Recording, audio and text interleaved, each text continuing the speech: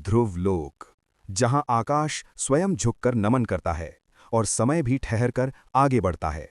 उसी दिव्यलोक का सम्राट है धर्मेंद्र, जिसकी उपस्थिति मात्र से अन्याय कांप उठता है और संतुलन स्वयं सुरक्षित हो जाता है।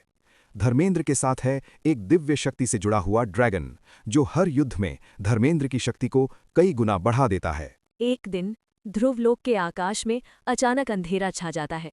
फिर चांदनी की ठंडी रोशनी धीरे धीरे फैलने लगती है और उसी रोशनी के बीच से मैं, सोना, परीलोक की परी रानी ध्रुवलोक में आती हूँ। धर्मेंद्र, समय ने तुम्हें पुकारा है। बर्फ की रानी के पास एक जादुई तलवार है और वो पूरे परीलोक पर कब्जा करना चाहती है।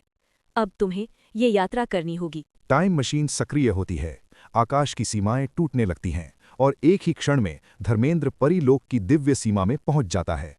परीलोक में फूल खिल उठते हैं, हवा में जादू घुल जाता है।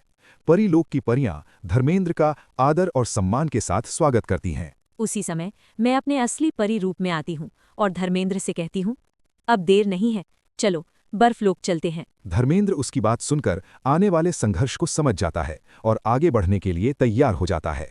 तभी धर्मेंद्र का शक्तिशाली ड्रैगन आकाश चीरता हुआ उसके पास आ जाता है। धर्मेंद्र दृढ़ स्वर में कहते हैं, परीलोक को बर्फ की रानी से बचाना होगा। ड्रैगन पर सवार होकर धर्मेंद्र बर्फलोक की ओर उड़ पड़ता है। बर्फलोक में पहुंचते ही चारों ओर भयानक सन्नाटा छा जाता है। तभी मैं, बर्फ की रानी, अपने सफ़ेद घोड़े पर सवार होकर गर्जना के साथ सामने आती हूँ। मैं अपनी जादुई तलवार उठाती हूँ और उसकी शक्ति से बर्फलोक की सीमा को जड़ कर देती हूँ, जिससे कोई भी भीतर प्रवेश नहीं कर पाता। हवा थम जाती है, आकाश सन्न हो जाता है और यहीं से एक भयानक युद्ध की शुरुआत होने वाली है। अब आगे क्या होगा?